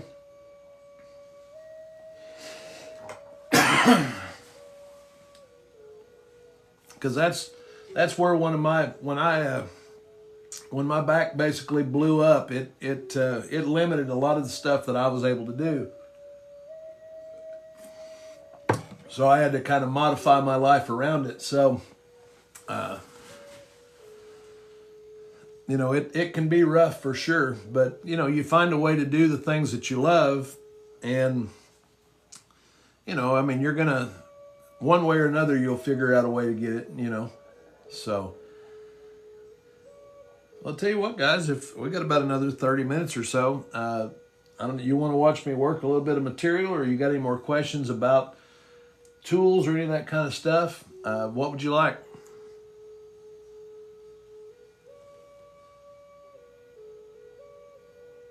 Well, I'm sorry to hear that, Brandy. Absolutely, there's,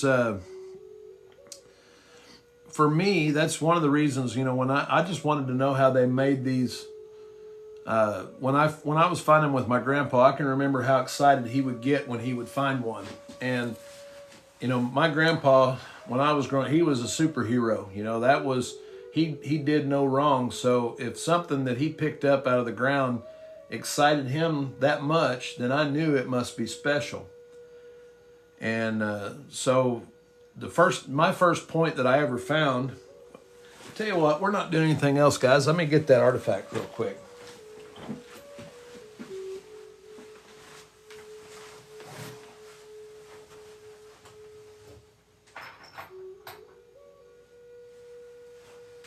Now, my grandpa, we had neighbors that had a cornfield that they would plow every year. And we'd go down there after a good rain in the spring and walk that field. And I watched my grandpa pick up a bunch of them. And I saw about that much of this point sticking out of the ground. And I went over and I flicked it like this, and that Dalton came out of the ground. And that was my first point that I ever found, my first full point. It had a little tiny bit of damage. I'm sure it was probably from the plow. But you can see, remember we were talking about that bevel earlier, guys, and how it would be opposite of my knife? See how those go opposite directions on the bevel? That is a cultural, like that technology. These were sharpened off of this edge. This is sharpened off this edge. But that is a tremendous creek-turned Dalton out of raw Burlington. That was my first point that I ever found.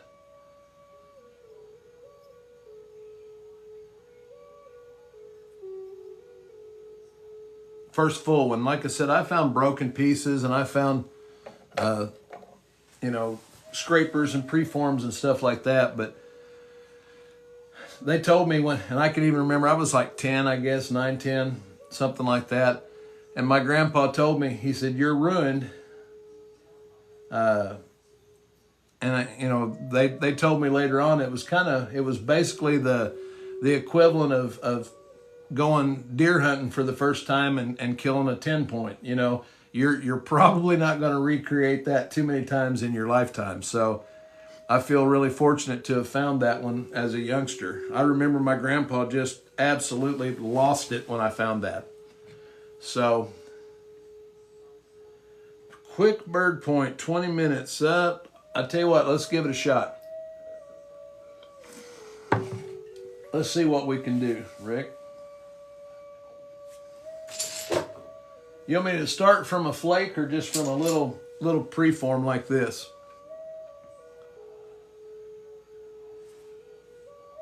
You tell me and I'll give it my best shot.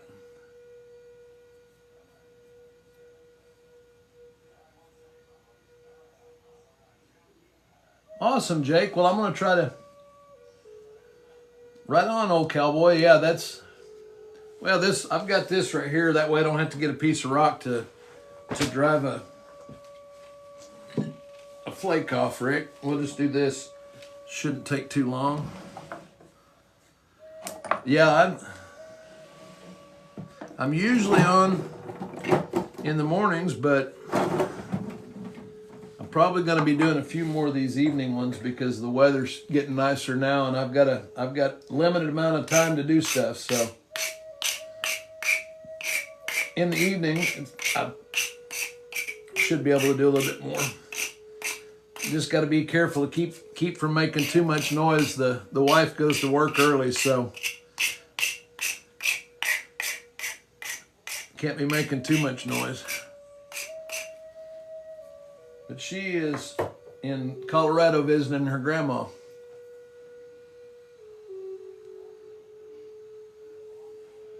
Yeah, that's a lot of it too, the spring break and all that, huh? Let's see, let me put this little shim in here. All right.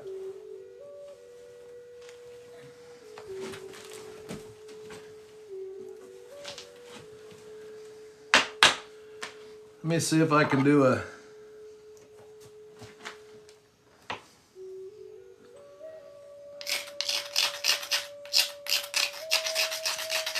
He said a quick one, so if I miss any comments, guys, I apologize. I'm going to get this...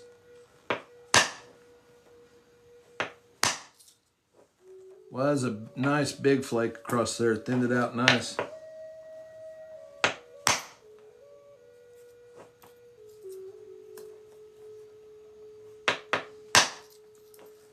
See, that flake went all the way over to here. That's the key on these bird points, is to get, well, you know, and that's another one of those misnomers. It's a, you know, a bird point. This wasn't used to hunt birds with. This is a big game killing point. And what I would call a true arrow point. Anything much bigger than 1.5 inches, 2 inches is probably a knife or some kind of a spear or lance point, but more than likely it's a knife.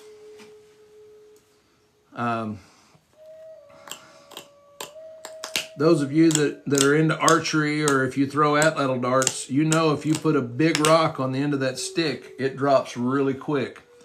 The trajectory is not good. So to me, I think most of these little tiny points that they call bird points collectively, those are true arrowheads. Hey, there's my honey. Joining in from Thornton, Colorado.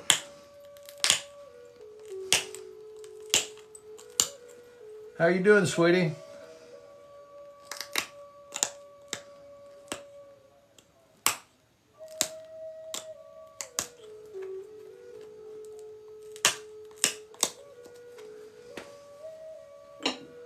All right, we'll get this edge started here, and then we'll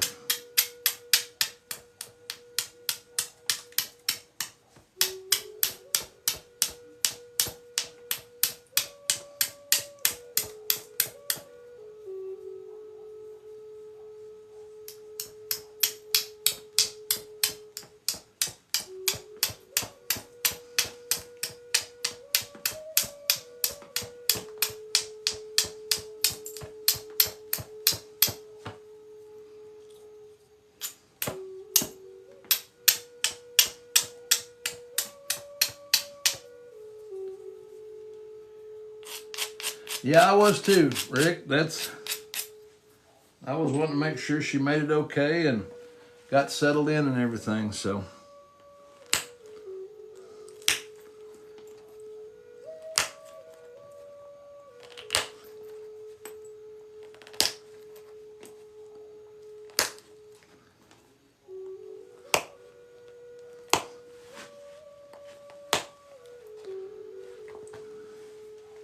I get a tough spot in there, and I don't want to try to overpress that. Then I use my punch.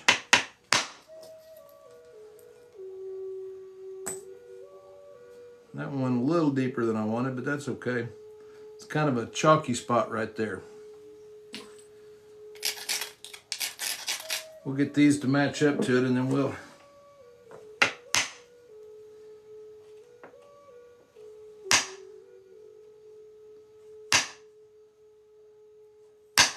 there it went.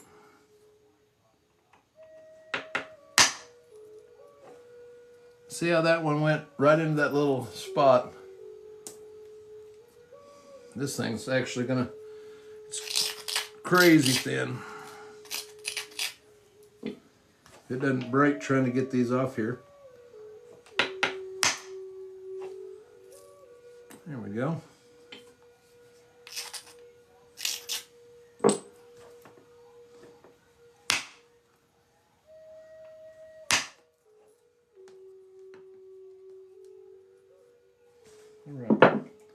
I switch back and forth a lot like that when I'm running these, you know, trying not to overexert to get those flakes to travel or come off there.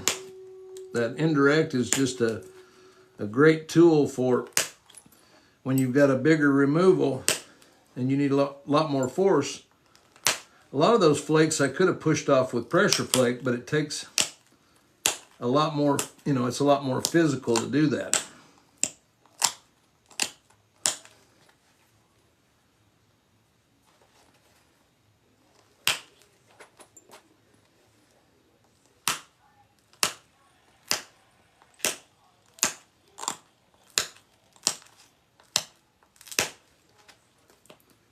You can see it's starting to take shape now.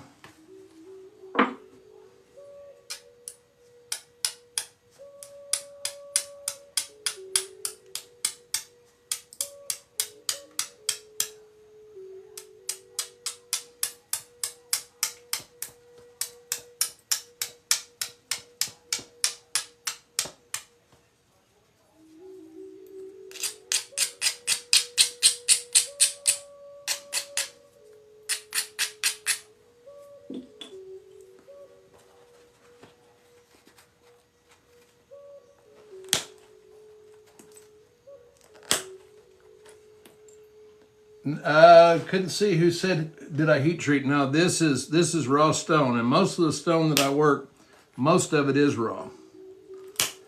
I don't heat treat very much because a lot of the points that I make are paleo style points, and they did not heat treat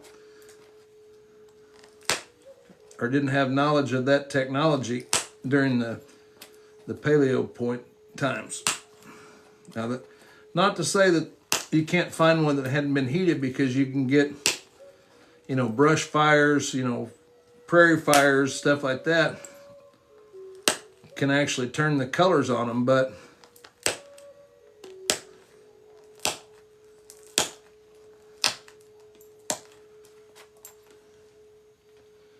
well, technically, Clay, paleo means old.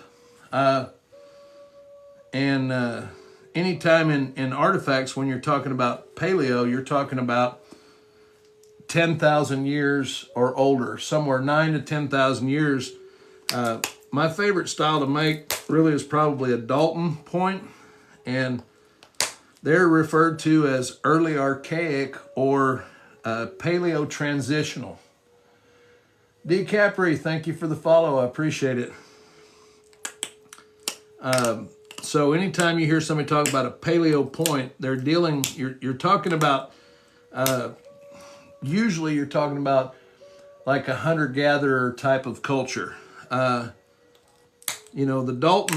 Dalton culture, especially in my area, was transitional because they were starting to live here and not following game, but they were living here, for longer periods of time, occupying the overhangs and that kind of stuff.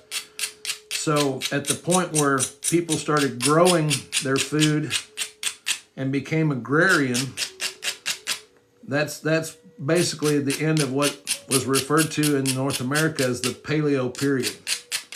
Once we became agrarian here on this continent, then you start the archaic period. And that runs for a few thousand years, and then you start what's called the woodland period. And within each of those time periods, you've got different cultures that developed different technologies, and that's how you get all the different point styles.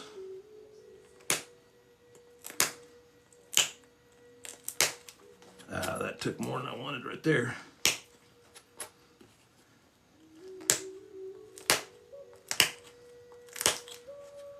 Trying to go quick enough where I can get this. We've got about 10 more minutes, so I'm going a little faster than I normally would. I'm not a production napper. I do it because I love it. So, I don't try to speed race most of the time.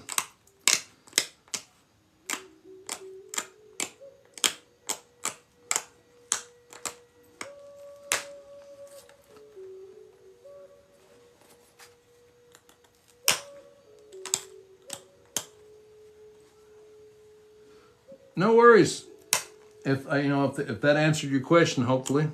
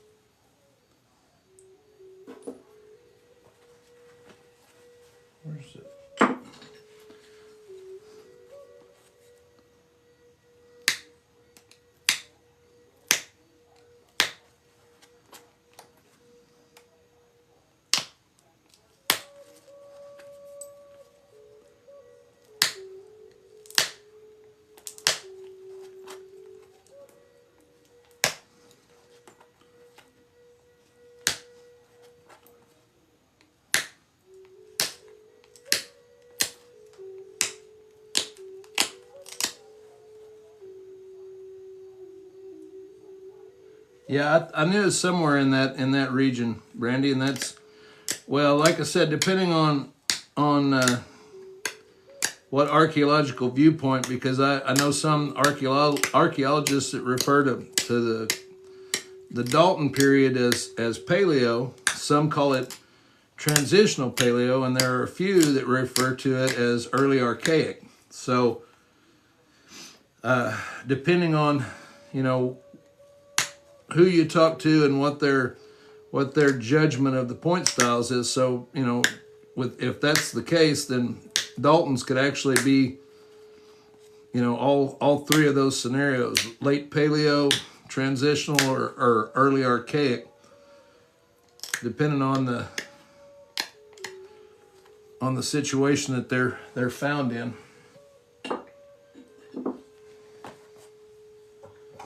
Let's see what I do with that other flicker. There it is. That.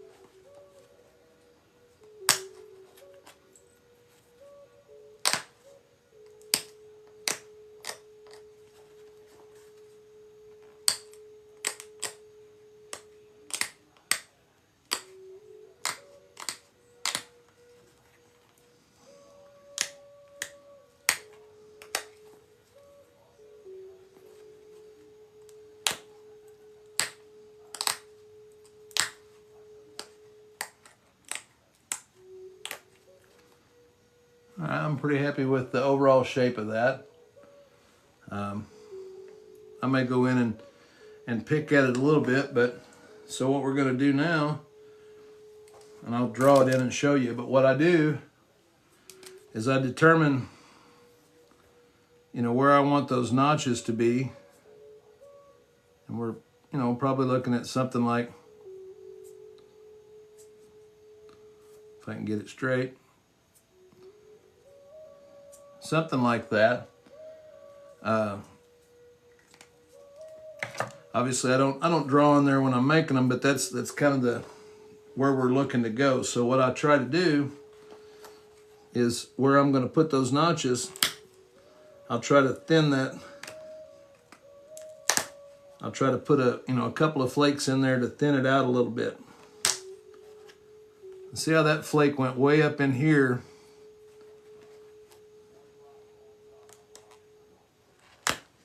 That one won't.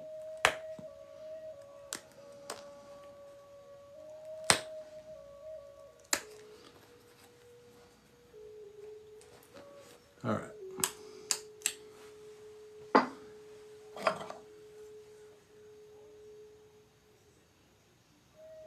Well, right on, Rick. Yeah, I don't mind at all. Like I said, I need to make a few more. I'm running out in the shop, so I need to make some small points anyway.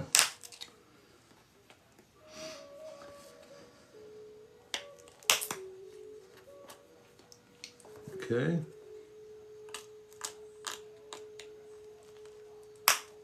You hear that little pop?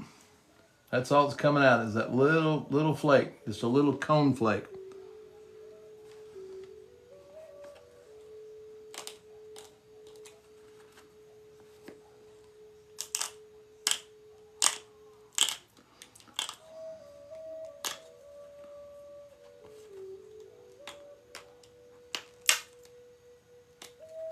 See, and there's another little, I'm just popping those out.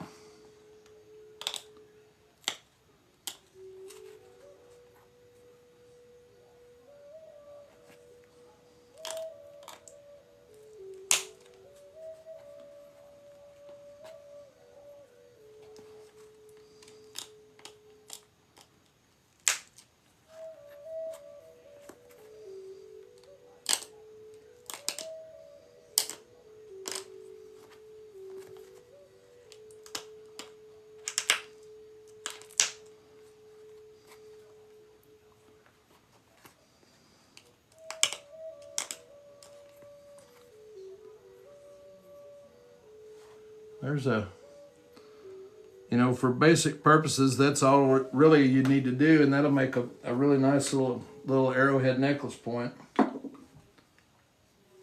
what I would do is,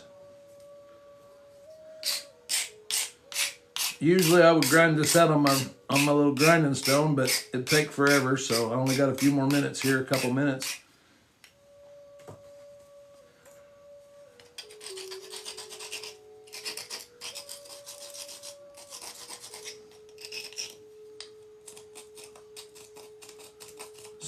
Polish that off a little bit.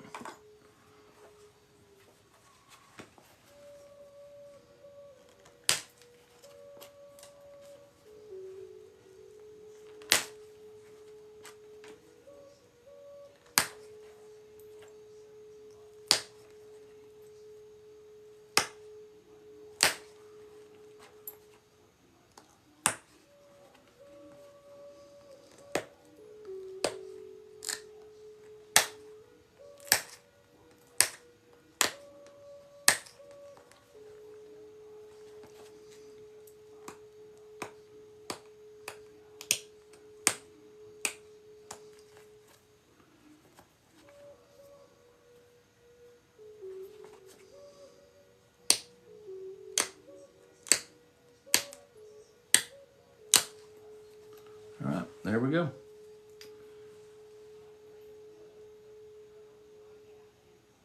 Got a little bit of a chip on one of the ears over there. I might take that one just a little deeper.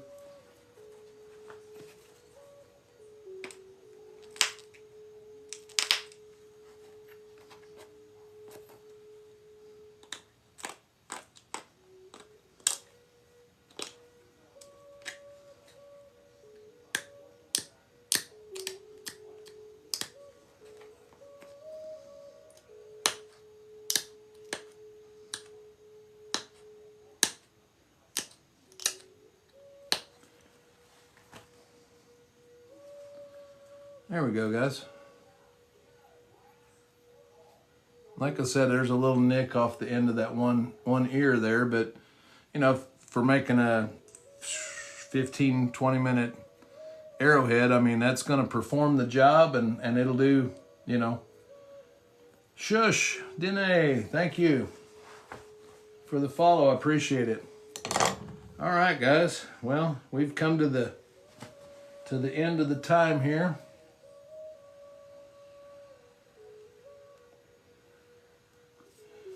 It might, Rick. I've never tried it. That vertical deal on there might, but it just depends on the consistency of the bone. But yeah, that one I'll have that one I'll put that on a little haft, and I'll have that in the shop here in a couple of days. So you guys want to look for that in the Etsy shop? It'll be in there in a few days. I got a link to that right up here at the top. If you go to my profile, you can see that. I've just added a few things, and tomorrow I'm adding a bunch more. So I appreciate you guys coming in, hanging out. Headley, good night. I appreciate it. Thank you for coming in and hanging out for a while, guys. I'll be back on here. If I can get my butt up in the morning, I'll be back in here at 8 o'clock. So if you get a chance, swing by, say hi, and hang out and have some coffee with the Caveman. Right on, Rick. I tell you what, I'll get it hafted up and I'll let you know. So guys, take care of yourselves, get a good evening's rest, and keep chipping.